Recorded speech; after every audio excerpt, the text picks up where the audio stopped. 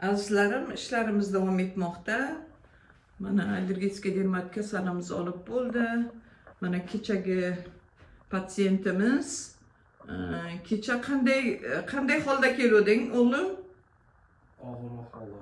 Og'ir ahvolda. Temperatura necha edi? 39-200. Davleniyang necha edi? 143 deb. Hozir necha bo'libdi? 116. Ana. Davleniya baland edi. 143 edi kecha.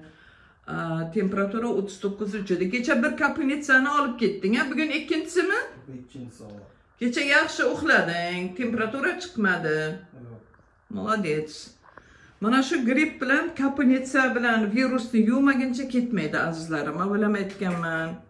O'sha uchun iloyimki kasal bo'lmanglar-u, kasal bo'lib mabodo gripp bo'lsanglar, covid da asorati qanday yomon bo'lsa, grippning ham asorati shunaqa yomon.